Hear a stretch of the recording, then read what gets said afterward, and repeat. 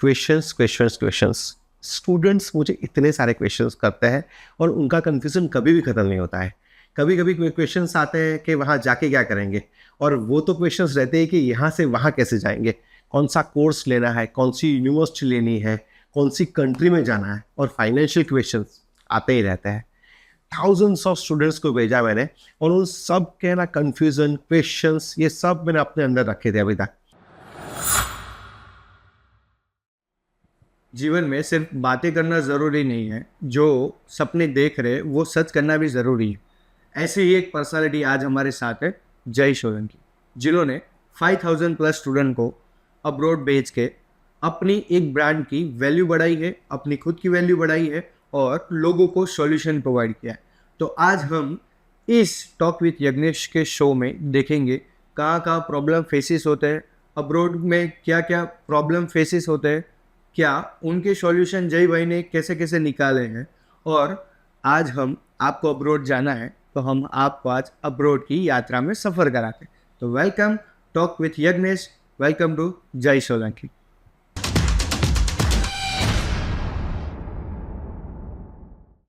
तो बेसिकली जय भाई आपका बैकग्राउंड क्या है? ओके, सो मैंने इंडिया से स्टडी किया है, गुजराती मीडियम में बीकॉम किया था। ओके। देन आईएलटीएस दिया, फिर लंदन स्टडी करने गए। कुछ फैमिली रीजंस की वजह से 3.5 ईयर में मैं वापस आया, एंड देन मैंने ये आरके इंटरनेशनल स्टार्ट किया। 2007 एंड में मैंने स्टार्ट किया आरके इंटरनेशनल। सो उसके पहले की पूरी जर्नी रही है। तो मैं आपको बताता हूँ, सबसे पहले बताऊँ ना, तो मैं स्टडी में इतना अच्छा नहीं था। ओके। तो इसलिए फिर मुझे जब वो एक लाइट अप हुआ कि स्टडी करना कितना इंपॉर्टेंट है, ओके। तो मुझे लगा चलो सबको भी सिखा देते हैं। मुझे तो लाइट अप हो गया, आप दूसरे लोगों को भी लाइट अप करवाते हैं। ओके। सो बेसिकली आपकी जर्नी के अंदर सबसे पहला फेलियर कौन सा था और वो फेलियर आपने कैसे फेस किया? ओके, सो मुझे तो लगता है फेलियर जैसी कोई चीज़ होती नहीं है। फेलियर तो लाइफ का एक पार्ट ही है। अगर Okay. फेलियर नहीं है तो इशू आता है। तो मतलब अगर हम लोग परसों तक की बात करें तो कुछ ना कुछ फेलियर आते रहते हैं। Okay. तो फेलियर तो आते ही रहेंगे, बट अगर सोचे कि कहाँ कहाँ इश्यूज आए हैं, तो जब हम लोगों ने स्टार्ट किया आरके इंटरनेशनल, सो मेरे फादर ने ये पूरा एक उनकी एक शॉप चल रही थी उस टाइम पे, उन्होंने वो काम वाम बंद करके मुझे उनकी शॉप दे दी थी। Okay. तो तब मुझे वो थोड़ा एक ऐसा था कि यार ये इनकी शॉप मैंने ले ली है, इनका काम वाम बंद करा दिया, अब होगा कि नहीं होगा।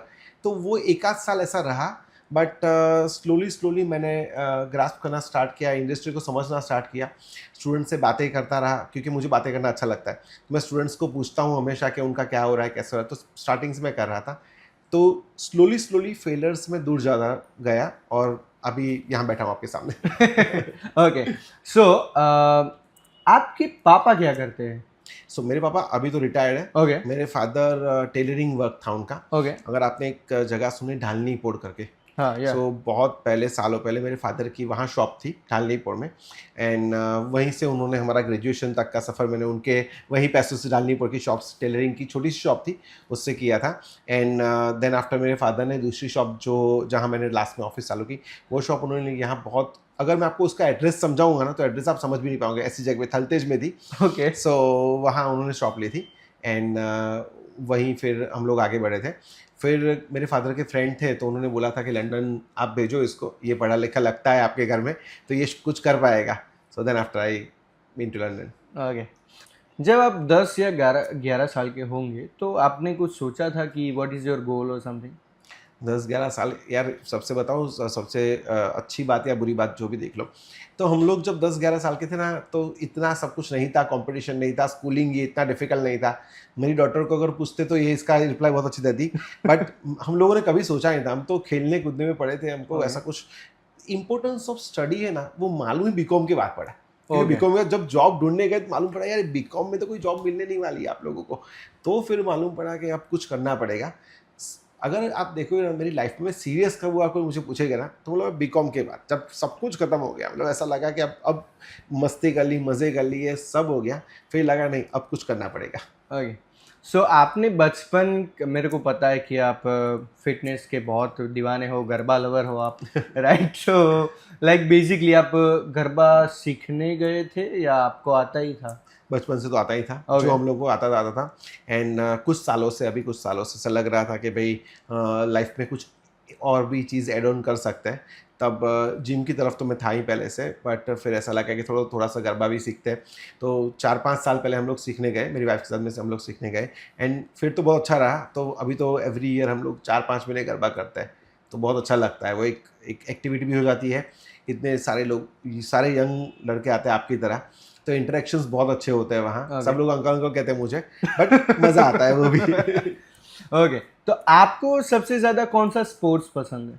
मुझे क्रिकेट ही, ऑफ कोर्स। देखो इंडिया में तो कोई पूछ ही नहीं सकता कौन सा स्पोर्ट्स पसंद है। अभी भी पिकल बॉल हम लोग खेलना चालू किया है, बट क्रिकेट तो हमारे लिए तो वो स्पोर्ट्स कहाँ है। तो आप पोड़ में रहे हो तो आप तो वो गली क्रिकेट तो खेली होगी। हम लोग पुर में, मैं बहुत जब बहुत छोटा तब रहा था, बट हम लोग जो हाउसिंग बोर्ड के फ्लैट थे ना हमारे, और उस टाइम पे ना, इवन दो उस उन फ्लैट्स में भी बहुत सारे बड़े ग्राउंड्स बीच में देते थे। हम लोगों ने बहुत क्रिकेट खेला है। हम क्रिकेट नहीं, सारी आउटडोर गेम्स, मैं हमेशा मेरी डॉटर को बोलता हूँ कि आउटडोर गेम आपकी जनरेशन कभी खेल नहीं पाएगी।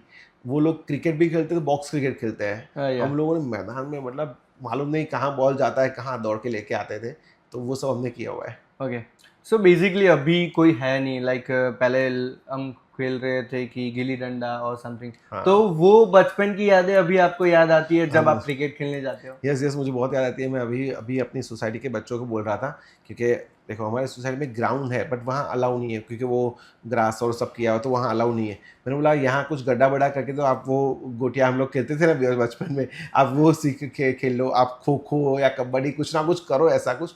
खाली क्रिकेट खेल रहे हो आप, या फिर पिकल बिल्कुल बाहर जो बॉक्स क्रिकेट है वो खेलने जाते हैं, बाकी कुछ नहीं करते। मुझे हमेशा लगता है कि बच्चे शायद ये चीज़ मिस करते हैं। ड्रीम कार कौन सी थी? मैंने ना 10-12 साल पहले मेरे जब मेरी पूरी पुरानी ऑफिस थी, 200 स्क्वायर फीट की ऑफिस थी। उस टाइम पे मेरे डेस्कटॉप पे मैंने ना वो वॉलपेपर रखा था, BMW का रखा था। Okay. मुझे तब मालूम भी नहीं था BMW का कैसी कार रहेगी, कैसी है। मैं कभी देखने भी नहीं गया था, बट मुझे वो कार अच्छी लगी थी तब, तो मैंने रख दिया था। बस आज मेरे पास वही कार है। क्या बात है, जोरदार। तो लाइक वही चीज है कि जब आपने सोचा वो आज हकीकत में है। Yes. तो जब आप पहली बार BMW लेने गए थे तो आपके पापा का रिस्पॉन्स क्या था? तो मतलब हम लोगों को ऐसा लगा था कि फादर, क्योंकि अभी भी, आज भी, इवन आई एम 42, बट मैं अपने फादर को पूछे बिना कुछ नहीं करता हूँ अभी भी। Okay. तो मैं पूछने गया था, मुझे लगा कि फादर को बोलूँगा कि BMW लानी है, इतनी महंगी कार है, वो ना बोलेंगे। तो मैंने उनको पूछा कि यार BMW पापा लेनी है मेरे को। तो पापा बोले हाँ ले लो, कोई बात नहीं, लेनी ही चाहिए हम लोग को। एंड वो खुद मेरे साथ आए थे, और उन्होंने BMW, फिर उन्होंने चाबी ली थी, वो चलाई नहीं थी, बट चाबी उन्होंने ली। That's बहुत great. अच्छा लगा था, ऑफ कोर्स। That's good. पहली आपकी फॉरेन ट्रिप कहाँ की थी? पहली ट्रिप तो लंदन की थी, जब मैं स्टडी Okay, करने yeah, गया exactly. था। स्टडी करने के बाद जब यहाँ वापस आया, तो मैंने सिंगापुर में स्टूडेंट वीज़ा स्टार्ट किया था। तो सिंगापुर में आई थिंक जब स्टडी ख़त्म करने के बाद यहाँ बीच में 2-3 साल का गैप रहा था। फिर एवरी ईयर मेरी 3-4 ट्रिप रहती हैं आज तक। सो मैंने कभी फॉरेन को छोड़ा नहीं है, हमेशा फॉरेन जाता हूँ मैं। ओके, तो जब आप पहली बार स्टूडेंट वीज़ा पे जा रहे थे तो एवरीबडी इज इमोशनल और समथिंग लाइक दिस, तो वो एक्सपीरियंस आपकी फैमिली और आपके लिए कैसा था? और जस्ट जब आप फर्स्ट टाइम फ्लाइट में बैठे तो आपको क्या लगा था कि ये फ्लाइट आपके लिए मैनेजेबल होगी या क्या होगा? तो इसमें क्या हुआ मालूम है, जब मैं अंदर जा रहा था, एयरपोर्ट के अंदर जा रहा था, एंड फैमिली पूरी रो रही थी, सब लोग रो, क्योंकि इंडिया में तो देखो आज भी लोग रोते हैं, अभी भी रोते हैं। तो हमारे टाइम पे तो कोई नहीं जाता था, तो रोने, तो सारे फ्रेंड्स रो रहे थे, सारी फैमिली, खाली मैं अकेला हंस रहा था। जाओ जाओ, मैं तो जा रहा हूँ, अंदर जा रहा हूँ। आज भी ऐसा ही होता है। फिर जैसे ही प्लेन में अंदर गया, मुझे मालूम नहीं वो लोग रोए, फिर अंदर जाके मुझे आया यार ये सब छोड़ के जा रहा हूँ मैं, कहाँ क्या करूँगा, कैसे मैनेज करूँगा। इससे 9 आवर ऑफ फ्लाइट, मुझे एक एक मोमेंट याद है। मैंने 9 आवर का पूरा, मैंने कुछ नहीं किया। मैं सोच ही रहा था कि लंदन में तो चला के जा रहा हूँ, मुझे तो इंग्लिश भी इतनी अच्छी नहीं आती है। 6 में आइल्स में आए थे उस टाइम पे, गुजराती मीडियम स्टूडेंट था, तो मैंने बहुत कुछ चीज़ें सोच के गया था मैं। और बट कभी कभी है ना, बहुत सोच लेते हैं ना, तब जब रियलिटी आती है तो मालूम पड़ता है कि इतना सोचने की ज़रूरत नहीं थी। तो मैंने फ्लाइट में तो बहुत सोचा था, बट जैसे ही वहाँ पहुँचा, विथिन 2-3 मंथ्स लाइफ बहुत अच्छी सेट हो गई थी। पॉकेट मनी पापा दे रहे थे और आज आप फादर हो, आप पॉकेट मनी दे रहे हो, तो तो ये एक्सपीरियंस कैसा है आपका? पैसा और रुपये का फ़र्क है बस। मुझे पैसे मिल रहे थे, उसको रुपया मिल रहा है। तो my daughter is 11th standard right now. Okay, तो पॉकेट मनी तो उसके लिए तो मतलब वो मांग लेती है कभी भी कि फादर डैड मेरे को ये चाहिए वो चाहिए। And sometimes my brother's son just ask me before few days only, he said कि मुझे PS5 दिलवा दो। And I have check fees में 50,000 रुपीज़ का था। 50,000 रुपये में क्यों ऐसा कर रहे हो? 50,000 रुपये मेरे को 5 रुपये नहीं मिल रहे थे, तेरे को 50,000 रुपये कैसे मिलेंगे? बहुत सही। हमने देखा है कि जितने भी स्टूडेंट इधर आ रहे हैं उनको सभी को सॉल्यूशन मिल रहा है आपके वहाँ से, राइट? तो ऐसी तो क्या चीज़ है, कौन सी बात है? और एक बहुत इम्पोर्टेंट चीज़ है, आज बहुत ट्रेंड चल रहा है, यूएस जाना है, कनाडा जाना है, दुबई जाना है, सिंगापुर जाना है, तो लोगों को जाना किधर चाहिए? यही क्वेश्चन है सबसे बड़ा। सबसे पहले तो यहाँ जो लोग आते हैं तो मैं उनके लिए कुछ ज़्यादा नहीं करता, मैं पॉजिटिव पर्सन हूँ। Okay. मैं उनसे अच्छी बात कर रहा हूँ, मतलब मेरे फेस पे आप कभी और स्माइल रहेगी। तो मेरे कुछ स्टूडेंट्स भी हमेशा बोलते हैं सर आपके वहाँ आके कुछ मिले ना, मिले पॉजिटिविटी अच्छी मिलती है। कि जब भी बाहर जाते हैं ना स्टूडेंट, तो उनका सबसे बड़ा वही चीज़ रहती है कि वो बहुत नेगेटिव, क्योंकि आज यहाँ से निकले यूके डिसाइड करके निकले, यहाँ से बाहर जाके उसका फ्रेंड बोलेगा कि यार यूके तो नहीं जाना चाहिए, बकवास है। सेकंड डे फिर से वापस आए, बोले अब यूएस जाना है, बोले यूएस में ट्रम्प आ गया, यूएस भी बकवास है। तो नेगेटिविटी इतनी सारी लेके आते हैं वो लोग। स्टूडेंट के लिए स्टडी करना इंपॉर्टेंट है, कहाँ जाके स्टडी करना इंपॉर्टेंट नहीं है। अगर आप इंडिया में भी स्टडी कर लो, आप आईआईटी में एडमिशन ले लो, एनआईटी कर लो, या फिर आप डॉक्टर बन जाओ, अगर आप ऐसा कुछ कर सकते हो तो इंडिया भी स्टडी करना अच्छा है। अगर नहीं कर सकते, एवरेज स्टूडेंट हो मेरी तरह, तो आप अब्रॉड जाओ, कुछ नया वहाँ से सीख के आओ और यहाँ इम्प्लीमेंट करो तो भी अच्छा है। सो कंट्रीज इंपॉर्टेंट नहीं है, आप जो कोर्स करने जा रहे हो वो इम्पोर्टेंट है। अगर आप, मैंने अभी कुछ स्टूडेंट्स को दुबई भेजा, एंड मेरी नेक्स्ट ट्रिप मैं खुद भी जा रहा हूँ उनको मिलने वहाँ दुबई। क्या बात सो मैं ऑलवेज ऐसा करता हूँ। तो मेरे स्टूडेंट कहीं भी, मैं लास्ट ईयर लंदन गया था, सबको मिल के आया वहाँ लंदन। अभी इससे थोड़े दिनों पहले मैं सिंगापुर जाके आया, अभी मैं दुबई जाने वाला हूँ, तो मैं स्टूडेंट्स को मिलता हूँ। तो जब दुबई मैंने भेजा उन लोगों को, तो मैंने उनको समझाया कि देख तेरा प्रोफाइल नहीं है कि तू यूके, यूएस, ऑस्ट्रेलिया, कनाडा जा, इसलिए तू दुबई जा रहा है, बट ये तेरा एक स्टेप तो है ही कि अगर तुझे वहाँ जाएगा तो 1-2 साल कर ले और फिर आगे जाकर वो यूके, यूएस कहीं भी जा सकता है। ओके। स्टूडेंट्स एक प्रॉब्लम है कि उनको क्वेश्चन आंसर्स में बहुत सारी पता नहीं होता है कि कोई दोस्त बोल रहा है यूएस चला जा, कोई दोस्त बोल रहा है कनाडा चला जा। तो क्या मानना है आपका कि लाइक ये चीज़ें हो और इंडिया में वो अच्छी जॉब कर रहा है, राइट? आईटी कंपनी में है और अच्छी जॉब कर रहे हैं, तो उनको क्या फॉरेन जाना चाहिए? देखो सिंपल है कि जॉब करना वो सक्सेस है, पहले तो वो डिसाइड कर लो कि 1 लाख रुपये आप कमा रहे हो, तो अगर आप उसको सक्सेस गिन रहे हो तो मत जाओ। अगर आपको 1 लाख रुपये में आपको ऐसा लग रहा है कि मैं उससे कुछ ज़्यादा कर सकता हूँ, तो फॉरेन जाओ आप, सिंपल है। मैंने ऐसे बहुत सारे स्टूडेंट्स को सेंड किया है जो इसकी सैलरी जहाँ 2-3 लाख रुपीज़ थी, और सब लोग उसको बोला, सब मतलब मेरी कभी कभी आप मेरी इंस्टाग्राम पोस्ट उसमें कमेंट भी लोग लिखते हैं कि अब यूके आके मजदूरी करेगा, आप कनाडा जाके तेरे को क्या करना है। So negative people are everywhere. मैं तो समझाता हूँ सबको कि सोचो, वो इंसान इंडिया में अगर लाख रुपया कमा रहा है, अगर वो यूके, यूएस जैसी कंट्री में गया, उसने एमबीए या फिर आईटी या कुछ कर लिया, तो वो कहाँ पहुँच सकता है। आप सुंदर पिचाई की मैं हमेशा बात करता हूँ, उन्होंने आईआईटी खड़गपुर से किया था, उनको कहाँ ज़रूरत थी यूएस जाने की, उनको यहाँ 2-3 लाख की जॉब मिल सकती थी। अगर आपको सुंदर पिचाई बनना है तो आपको घर से बाहर निकलना पड़ेगा, सिंपल था। That's good, that's good. जब आपने स्टार्ट किया तो सबसे बड़े चैलेंज क्या थे? अब्रॉड ज्ञान और आरके इंटरनेशनल की शुरुआत की, तो आपके लिए फेसिस क्या था? मतलब जब मैंने 2007 में स्टार्ट किया, एग्जैक्टली। ओके, तो वो तो बहुत बड़े चैलेंजेस। तो मतलब पहले तो मेरे पास इतनी बड़ी ऑफिस ही नहीं थी। ओके। मेरे फ्रेंड्स आके बोल रहे थे, मतलब मेरी 200 स्क्वायर फीट की ऑफिस थी, उसमें फर्नीचर भी आप देखो तो एकदम नॉर्मल फर्नीचर हमने करा था, कोई स्टाफ नहीं था मेरे पास। तो मेरे फ्रेंड्स आके मुझे बोल रहे थे कि यार जय, यहाँ तो ऑफिस तेरी नहीं चलने वाली है, और उस जगह का अगर एड्रेस समझाने जाऊँगा ना मैं आपको, तो आप आज वहाँ पहुँच नहीं पाओगे। थलतेज में ही है, बट डिफ़िकल्ट एड्रेस था, अंदर की साइड था। तो सबसे बड़ी चैलेंज मेरी ऑफिस को लेके आई। नॉलेज मेरे पास थी पहले से, मैं लंदन से थोड़ा सीख के आया था, मेरे फ्रेंड्स लंदन में यूनिवर्सिटीज़, कॉलेज में वर्क कर रहे थे, तो मुझे वो तो बहुत अच्छा एक नॉलेज मिल गया था। बट मेरी जगह को लोकेशन को लेके मेरा थोड़ा इश्यूज़ आ रहे थे। सेकेंड थिंग, हमारे पास इतना बड़ा फंड नहीं था कि मैं एडवर्टाइज मार्केटिंग कर लूँ, बड़ी ऑफिस रेंट पे ले लूँ, वो सब कुछ नहीं था। तो मुझे स्टार्ट तो ज़ीरो से ही करना था, तो थोड़े बहुत इश्यू आए, बट मैंने बोला मैं बहुत पॉजिटिव इंसान हूँ, तो कुछ भी इश्यूज़ भी आते हैं मैं ऑलवेज बोलता हूँ कि कोई बात नहीं, आगे जाके अच्छा होगा। तो और हो भी गया अच्छा। जैसे एलोन मस्क ने जब बिजनेस की शुरुआत की थी तो एक छोटे से अपने ही दोस्त के ऑफिस से की थी। Yes yes yes, exactly. तो आपका बिग बोन सपोर्ट कौन था? My father of course. Okay. तो मेरे फादर ने ही, मतलब जो भी छोटी सी जगह थी मेरी ऑफिस थी, मुझे उसका रेंट नहीं देना पड़ता था, बिकॉज वो मेरे फादर ओन करते थे। ओके। सो सबसे बड़ी बात थी कि उनका बिजनेस चल रहा था। जब मैं आया वापस तब उनका बिजनेस चल रहा था, बट जैसे पापा ने बोला यार मेरे को ऑफिस करनी है, उन्होंने बोला कि ऐसा कर, मैं निकल जाता हूँ ऑफिस से, जगह से बाहर, मैं कुछ कर लूँगा या फिर कुछ नहीं करूँगा, तू यहाँ मेरी जो शॉप थी उनकी टेलरिंग शॉप थी उसमें ही मैंने रिनोवेशन करवा के वहाँ ऑफिस की थी। तो बैकबोन गिनो या फिर कुछ भी गिनो, सो मेरे फादर अगर नहीं होते तो ये आर होता ही नहीं। एंड एड ऑन करना चाहता हूँ, तो R K is my father's name basically, Ramesh bhai, and my grandfather's name Keshav bhai. So Ramesh भाई केशव भाई, ही सेड मेरा नाम तो यूज करना पड़ेगा, इतने सारे पैसे दिए तेरे को।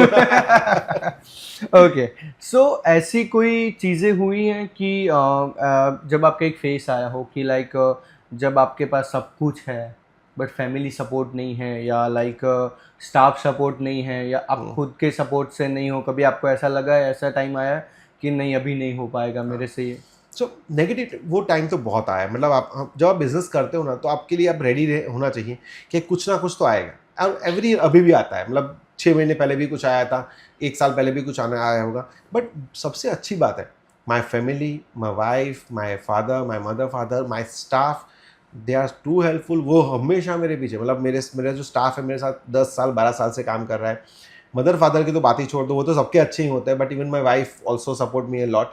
सो कभी ऐसा नहीं हुआ कि इन लोगों का सपोर्ट छूटा। ऑफ कोर्स खराब टाइम तो आता रहता है और वो चला जाता है, फिर उसका कोई इश्यू नहीं होता है। Okay, that's good. आपकी एवरी रूटीन लाइफ के अंदर आप नया क्या करते हो? तो नया मुझे तो बहुत अच्छा जो लगता है नया मैं जो कर रहा हूँ, तो एक तो जो न्यू जनरेशन है इनको मिलना और उनसे बातें करना, उससे अच्छी कोई बात नहीं हो सकती। मुझे लगता है, कोई बोले ना कि ये बिजनेस में सबसे अच्छा आपको क्या मिलता है, मतलब चलो पैसे तो मिलते होंगे आपको, वो बात बराबर है। बट आप जब कोई बोलते, ये लोग जेनजी बोलते हैं जिसको भी, मुझे नहीं मालूम कि एग्जैक्टली ईयर क्या है, पर जेनजी जो नई जनरेशन 18-20 ईयर्स के बच्चे हैं, उनसे बातें करना, उनकी नॉलेज लेना, उनको कुछ पूछना, उनके क्वेश्चंस भी आप देख लो, बहुत मज़ा आता है। तो मुझे लगता है सबसे, अब मैं जिम में भी जाता हूँ ना सुबह, तो कभी कभी बच्चा आके मुझे कोई पूछता है कि भाई आप तो वीज़ा कंसल्ट, तो आप क्या, ये मुझे यूके जाना है, कैसे करना है, तो उनके क्वेश्चन सुनता हूँ, उनको रिप्लाई करता हूँ। इवन जिम में भी हम लोग काउंसलिंग कर लेते हैं, तो वो बहुत मज़ा आता है। अब यही चीज़ है कि आपको जो चेंजेस को मिल रहे हैं, तो आपको उनको ही गोल्डन एडवाइस देनी हो तो आप क्या दोगे कि एंटरप्रेन्योर बनना है तो क्या करना पड़ेगा? मुझे लगता है कि जनरेशन बहुत इंटेलिजेंट जनरेशन है। मतलब इनसे शायद अगर मैं अपने आप को कंपेयर करूँ इस एज में, जो इस एज में वो लोग हैं, आज का 18 ईयर्स का कोई बच्चा और मैं जब 18, तो मैं तो शायद उनके सामने कुछ भी नहीं हूँ। ओनली जो इनके इश्यूज़ है वो मुझे लगता है ये आते ही मोबाइल से। मतलब रील्स आप देखोगे तो एक रील में पॉजिटिव है, एक में नेगेटिव। इनके फ्रेंड्स भी शायद कभी कभी ऐसा होता है। हमारी फ्रेंडशिप बहुत अच्छी थी हमारे टाइम की। Okay. तो हमारी फ्रेंडशिप उस टाइम की ठीक है, मतलब फ्रेंड है तो रियल फ्रेंड है। इनके फ्रेंड्स अगर रियल नहीं है, मुझे नहीं मालूम कि कितने के रियल है कितने के, कोई मतलब ऑफेंड ना हो जाए, बट सिंपल है कि रियल फ्रेंड्स में अभी फ्रेंडशिप में बहुत कम देख रहा हूँ। शायद पैसों की या कुछ अलग फ्रेंडशिप रहती होंगी। तो मैं उनको यही एडवाइस दे रहा हूँ कि अच्छे फ्रेंड्स बनाओ, खुद रिसर्च करो, गूगल है आपके पास, चैट जीपीटी है, तो उसका अच्छा यूज़ करो, नेगेटिव यूज़ मत करिए। एंड मदर फादर की बात सुने। शायद मुझे लगता है ये लोग जो बातें सुनते रहते हैं ना फ्रेंड्स की या किसी और की, इवन मेरी बात भी बाद में सुनो, पहले अपने मम्मी पापा की बात सुनो, वो आपका अच्छा ही सोचेंगे, बुरा नहीं सोचेंगे। ओके, सो ये तो हो गए सबके दोस्त, बट जय सोलंकी के बेस्ट फ्रेंड कौन है? अरे मेरे तो बहुत मेरे स्कूल फ्रेंड्स अभी भी मेरे साथ हैं। क्या तो बात है? वो लोगों के साथ हमारे बहुत, देखो ऐसा नहीं है कि हम लोग रोज़ मिलते हैं, रोज़ मिलना is not a friendship first of all. Exactly. तो जब भी हम लोग मिलते हैं तब वही हम लोग मज़े करते हैं, जो स्कूल में थे वही हैं। कौन कितना कमा रहा है, किसकी क्या ऑफिस है, वो क्या कर रहा है, क्या है, कुछ किसी को नहीं मालूम है।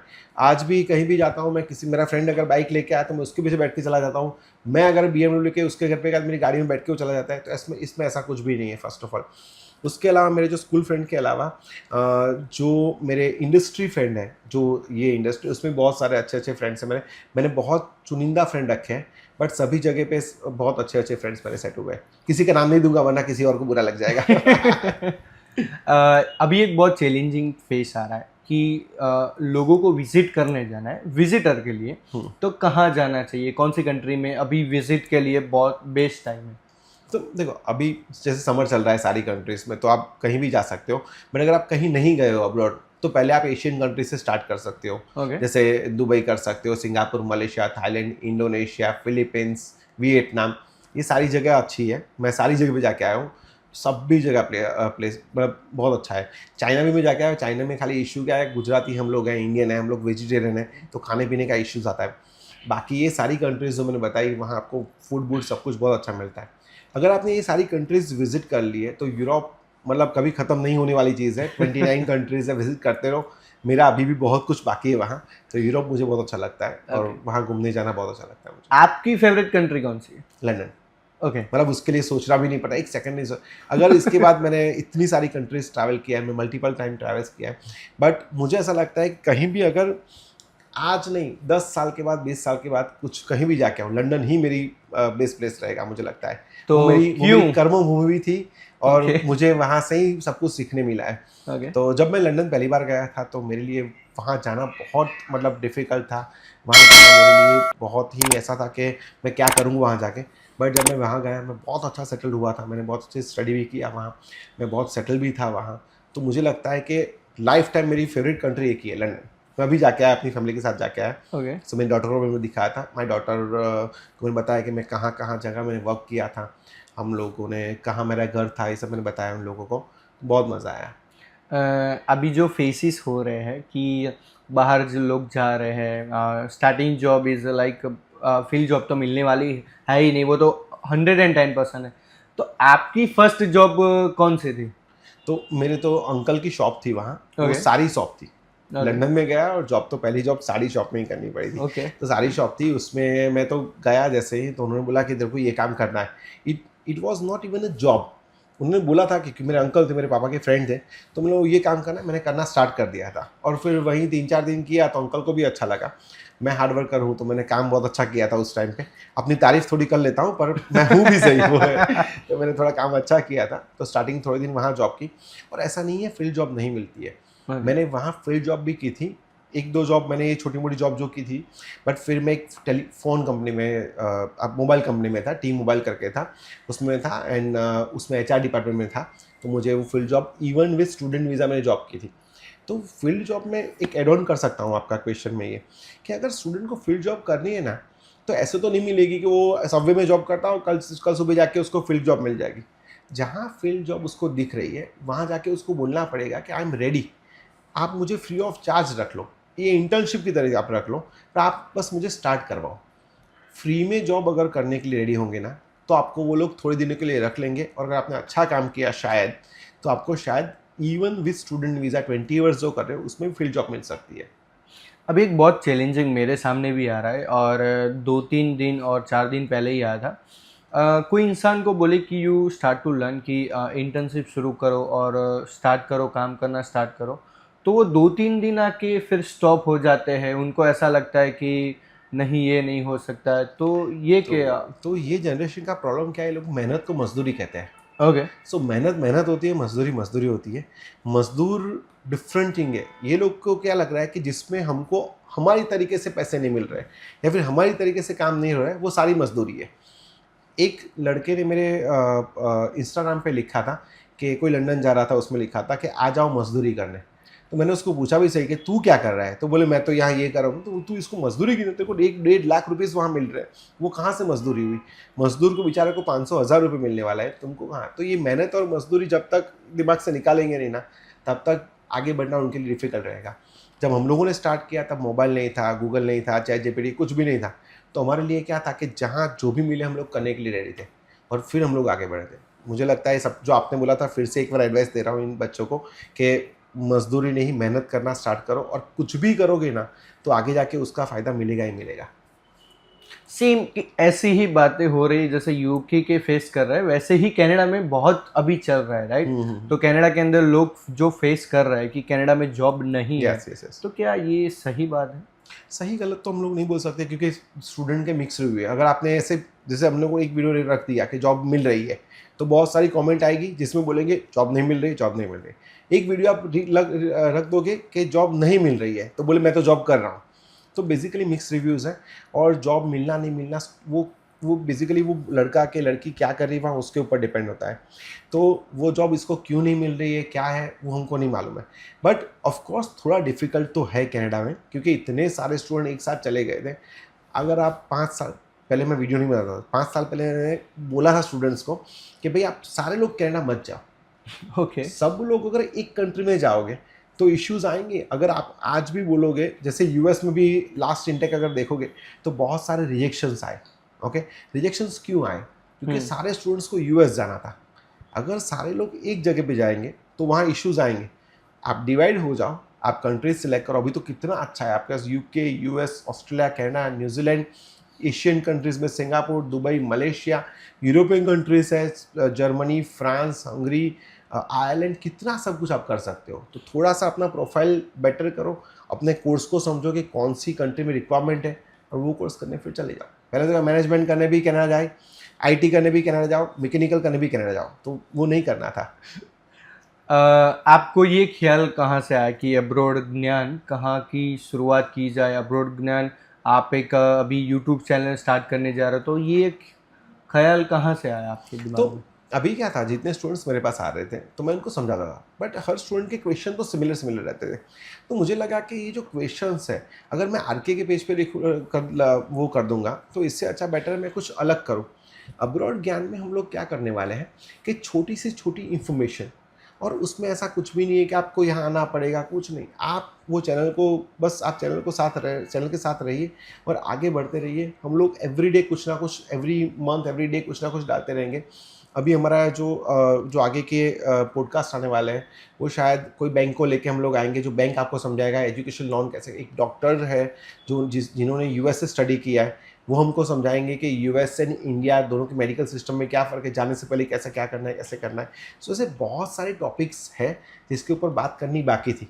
और हर बार जब स्टूडेंट मुझे मिलते मैं बात करता था उन लोगों से। प्री डिपार्चर की बातें बहुत सारी होती है, पोस्ट डिपार्चर भी होता है। जैसे आपने भी बाहर से स्टडी किया, आप जब वहाँ गए होंगे तो वहाँ जाके आपके जो फेसेस आएंगे। तो अभी हम लोग जो दुबई जा रहे हैं तो वहाँ जो स्टूडेंट्स हैं उनसे उनको मिलने जा रहे हैं स्पेशली। ओके। फिर उनको पूछेंगे कि वो सब हम लोग इसमें डालेंगे। उनको पूछेंगे वो लोग अभी क्या कर रहे हैं, यहाँ आने के बाद उनका माइंडसेट क्या रहा है। ये जो आपने प्लेन की बात पहले बताई कि 9 आवर्स जो थिंकिंग था, वो सब इस चैनल में आपको मिल जाएगा। अभी मैं जस्ट एक छोटी सी बात बोलना चाहता हूँ कि मैं जस्ट अभी इंडिया आया और मैंने बहुत सारा ट्रैवल करके आया। तो मैं जब कनाडा से इंडिया आ रहा था तो तब दिमाग में एक ही ख्याल था कि इंडिया क्यों जाना है। तो वहाँ एक ही थॉट था कि इंडिया क्यों जाना है। तो फिर जब इंडिया की ट्रेन में, वो तो मैं ट्रेन ही बोल सकता हूँ क्योंकि मैं 50 आवर्स ट्रैवल करके आया हूँ तो लाइक फ्लाइट में बैठा तो फिर मेरे दिमाग में एक ही थॉट आ गया कि अब मैं क्या करूँगा। जब बैठा तो नो इन्फॉर्मेशन फ्लाइट की, तो तब लगा यार, तब मुझे याद आ गया जब उसने वहाँ जाके इन्फॉर्मेशन मिली मुझे कि माई फ्लाइट इज़ डिले। तो लाइक तब मुझे पता चला कि नहीं, वो ही मेरा इंडिया वाला अभी फ्लाइट डिले का चक्कर आ गया फिर से। जैसे स्टार्ट किया था वहाँ से मैं 50 आवर्स ट्रैवल करके मेरा सिंगापुर था, सिंगापुर देन टू इंडिया। तो सिंगापुर से इंडिया आया, तब तक तो सिंगापुर तक तो लग रहा था कि नहीं हो जाएगा। जब इंडिया में लैंड हुआ तो तब लगा कि ये क्या है भाई साहब, कि वहाँ की लाइफ और इधर की लाइफ टोटली डिफरेंट है बहुत, राइट। तो तब मुझे बहुत अच्छा लगा क्योंकि India is the best country. और इंडिया में बहुत मतलब कि वहाँ की जो लाइफ थी, वहाँ एक ही चीज़ है कि आपको फैमिली से दूर हो और आपको शांति है, बहुत शांति है। और इंडिया में सोशल नहीं है, एग्जैक्टली। अभी आप इंडिया में हो तो आपको लगता है हर कोई दोस्त है, वहाँ आप बोलोगे दोस्त नहीं है। तो मेरा ऐसा मानना है पर्सनली कि दोस्त होते नहीं है, दोस्त बनाने पड़ते हैं। मेरे आज भी दोस्त बन रहे हैं, सोच लो तो आपके दोस्त की लिस्ट में कितने लोग होंगे? बहुत कम, मतलब इतना नहीं है कि मेरे 150-200 फ्रेंड होंगे, बट स्कूल के 2-3 फ्रेंड हैं मेरे जो मेरे साथ बहुत अच्छे से कनेक्टेड है। इंडस्ट्री के कुछ फ्रेंड है, ऐसे 3-4 फ्रेंड है जो हम लोग मतलब एवरी टाइम इंडस्ट्री की बातें भी कर सकते हैं और ये भी कर सकते हैं। मेरे कुछ जो मेरे साथ लंदन थे, स्टडी करने आए थे, वो भी मेरे बहुत अच्छे फ्रेंड है। वो भी इंडिया में वापस आए हैं कुछ, तो इनमें से कुछ इंडिया है। तो ये 4 लोगों का हमारा वो भी बहुत अच्छा ग्रुप है। बस ऐसे 10-15 फ्रेंड है जिनको मतलब मिलके ऐसा लगता है कि बस ये है तो फिर बाकी कुछ नहीं है तो भी चलेगा। तो बहुत अच्छा है। ये यूएस के वीज़ा रिजेक्ट होने के चांसेस क्यों ज़्यादा होते हैं? So US totally interview based visa है। मतलब वो लोग कोई डॉक्यूमेंट चेक नहीं करते, वो लोग देखते नहीं है कि इसमें 6.5 बैंड है, 7 बैंड है, 75% है, कुछ भी चेक नहीं करते। दे विल आस्क यू मतलब 2-3-4 क्वेश्चंस एंड डिसीजन दे देता है। कोई बोलता है कोटा सिस्टम है, कोई बोलता है कि इनका मूड नहीं इसलिए वीज़ा नहीं दिया। बट ऐसा नहीं होता है कि आपने अगर प्रॉपर सिलेक्शन यूनिवर्सिटी किया हो और आपके प्रॉपर बैंड्स हो तो चांसेस आपके हायर रहेंगे। फिर भी वीज़ा का कोई ऐसा कुछ नहीं बोल सकते गारंटी आएगी।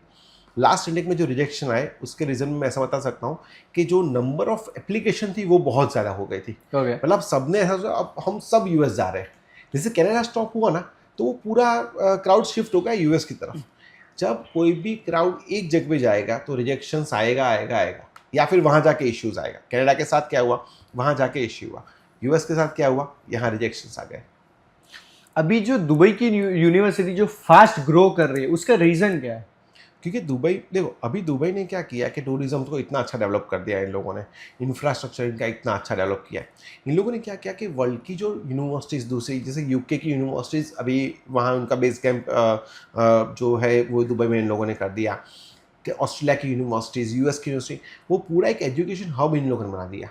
और अब वो लोग क्या कर रहे हैं कि वहाँ ऐसे ऑप्शंस भी दे रहे हैं कि अगर आपको हाफ स्टडी यहाँ करना है एंड हाफ स्टडी आपको दूसरी कंट्री में जाके करना है तो भी वो लोग दे रहे हैं। तो मुझे लगता है कि जैसे 20 साल पहले किसी को बोलेंगे ना कि ऑस्ट्रेलिया जाना है तो लोग, अरे ऑस्ट्रेलिया जावा तो वैसे ऑस्ट्रेलिया में कुछ नहीं है। बट उस टाइम पे ऑस्ट्रेलिया जो चले गए थे वो आज मतलब कहाँ के कहाँ पहुँच गए। द सेम में दुबई अभी वो एक स्टार्ट हो रहा है। अगर अभी आप दुबई जाते हो तो आपके ऑप्शंस मिल जाएंगे। एंड मैंने सुना है ऐसा, मेरे से कोई डेटा नहीं है पर्टिकुलर, पर मैंने सुना कि इंडिया के बहुत सारे पैसे वाले लोग, मिलियनर ट्रिलियनर्स हैं, वो सब लोग दुबई ट्रांसफ़र हो रहे हैं अभी। यहाँ से, यहाँ का पासपोर्ट छोड़ के दुबई में ट्रांसफ़र हो रहे हैं। तो इंडियंस भी इतने सारे जा रहे हैं वहाँ। और अपॉर्चुनिटी दुबई में मुझे दिख रही है अभी, क्योंकि अभी इंफ्रा डेवलप हुआ है, प्रॉपर्टीज़ के रेट अभी बढ़ रहे हैं, जो भी टैक्स नहीं है, सबसे बड़ी बात है, टैक्स भी कुछ नहीं, ज़ीरो टैक्स है। तो ये सब चीज़ें तो इंडियंस मतलब अट्रैक्ट करेगी करेगी। लोग दुबई से यूएस जा रहे हैं तो उसका रीजन क्या है? क्योंकि यहाँ से उनको डायरेक्ट वीज़ा नहीं मिलेगा ना। That's true. दुबई का क्या है कि यहाँ से जो, अगर आपने दुबई से स्टडी की, एटलीस्ट इंटरनेशनल डिग्री है आपके पास, आपका इंग्लिश बेटर है, आपने वहीं यूएस की यूनिवर्सिटी स्टडी किया हुआ है, तो वो पाथवे इजी हो जाएगा आपके लिए। ओके। और सबसे बड़ा क्वेश्चन यही है पूरे पॉडकास्ट का कि व्हाट इज़ फ्यूचर प्लान? कि आपका फ्यूचर प्लान क्या है कि ये अब्रॉड ज्ञान अभी इधर है तो नेक्स्ट 2030 में क्या होगा? मेरे बहुत सारे फॉलोअर्स आ जाए और मोनिटाइज हो जाए, बहुत सारे पैसे भी आ जाए, ऐसा बोल सकते हैं। नहीं, मजाक कर रहा हूँ। बट देखो, मैंने जब ये अब्रॉड ज्ञान स्टार्ट किया ना तो मुझे ऐसा था कि वो पूरी एक जो इन्फॉर्मेशन, एक चेन ऑफ इन्फॉर्मेशन है, मुझे वो पूरी प्रोवाइड करनी है। इसमें मैं कोई फिल्टर नहीं रखने वाला हूँ, क्योंकि अगर आरके करता तो फिल्टर आ जाता उसमें। यहाँ मुझे कोई फिल्ट्रेशन नहीं चाहिए। जितनी इन्फॉर्मेशन आ रही है, जहाँ से भी आ रही है, वो सब इन्फॉर्मेशन उस पर जानी चाहिए। स्टूडेंट अगर बोल रहा है, जैसे मैंने किसी स्टूडेंट को सिंगापुर, दुबई भेजा और उसके दिमाग में ऐसा है कि कंट्री बराबर नहीं है और वो बोलेगा, तो हम लोग वो भी उसके ऊपर डालेंगे कि इसके लिए क्यों बराबर नहीं है। जैसे कनाडा में आपने बोला कि हाफ लोग बोल रहे हैं कि पॉजिटिव, हाफ लोग नेगेटिव। अब दोनों की बातें एक प्लेटफॉर्म पे नहीं है। मतलब एक चैनल ऐसी है जो पॉजिटिव बातें कर रही है कि सब अच्छा, एक चैनल बोल रही है नेगेटिव में। अब दोनों लोगों के इश्यूज सुनेंगे हम लोग, दोनों चीज़ को मिला के हम लोग जब उसके ऊपर डालेंगे तो थोड़ा ज़्यादा मुझे लगता है बेनिफिट आएगा। एंड आरके इंटरनेशनल तो ग्रो कर ही रहा है और उसको ग्रो करता रहूँगा मैं एक साइड पे। अभी आपके पास BMW है तो 2030 में कौन सी कार होगी? देखो, एक तो गुजराती, इसको है ना गाड़ी के बारे में तो आप पूछोगे तो वो तो बड़ी बात करेगा। तो हम लोग बैठे थे मेरे फ्रेंड्स के साथ, हम लोग मर्सिडीज़ के शोरूम में गए थे। हमने 4-5 अच्छी गाड़ियाँ देखी मर्सिडीज़ की। फिर हम लोगों ने सोचा कि 1.5-2 करोड़ की ये गाड़ी आ रही है तो थोड़े पैसे ऐड करके हम लोग रोल्स रॉयस ले सकते हैं। तो बस वही है कि वो आ जाए तो बहुत अच्छा है, बट ट्राई करेंगे। जय भाई को अपनी स्टोरी एक लाइन में कहनी हो तो क्या कहोगे? Be positive, and I am very positive person. Just do your work, mind your own work as well. बस यही स्टोरी है मेरी और मैं वही सिखाता हूँ सबको। और द लास्ट सेंटेंस कि जिसको पॉडकास्ट के थ्रू जिसको अब्रॉड जाना है तो उनके लिए आप क्या हेल्पफुल बन सकते हो? वो लोग मुझे मिले, मैं उनको जो भी फैसिलिटीज़ उनको चाहिए वो सारी मिल जाएगी। हमारे पास A to Z सर्विसेज यहाँ हम ऑफिस में ही प्रोवाइड कर रहे हैं। सो IELTS से लेके IELTS, PT, ड्यूओलिंगो, ये सारी कोचिंग भी हम लोग करवाते हैं। एडमिशन, वीज़ा प्रोसेस, यहाँ से हम सब कुछ उनको करके देंगे। कुछ भी अगर नहीं मालूम पड़े, कहीं और से भी करवाते हो और फंसे हो तो भी आप नंबर पे कांटेक्ट करो, हम लोग वो भी रिप्लाई करते हैं सबको। मैंने ऐसे बहुत सारे स्टूडेंट्स ऐसे थे जिन्होंने हमसे नहीं करवाया था और थ्रू माय वीडियोस उन्होंने बोला कि आप जो इंटरव्यू प्रिपरेशन अच्छी करवाते हो, तो मैंने उनको वो फ्री में भी करवाया था। तो सबको फ्री में नहीं करवाऊंगा, बट अगर आप कहीं स्टक हो तो आप हमें कांटेक्ट कर सकते हो। तो एग्जैक्टली कि आपने देखा ना कि यही पर्सनालिटी की बातें बहुत निराली है और जय भाई ने अपने को बहुत सारी बातें बताई कहाँ कहाँ हम प्रॉब्लम फेस कर सकते हैं, कहाँ प्रॉब्लम हमको आ सकती है। तो ये सभी सॉल्यूशन आपको चाहिए और आपको अब्रॉड जाना है, किसी भी कंट्री में जाना है, तो आज ही कांटेक्ट करिए अब्रॉड ज्ञान और जय Solanki. Thank you so much. Thank you.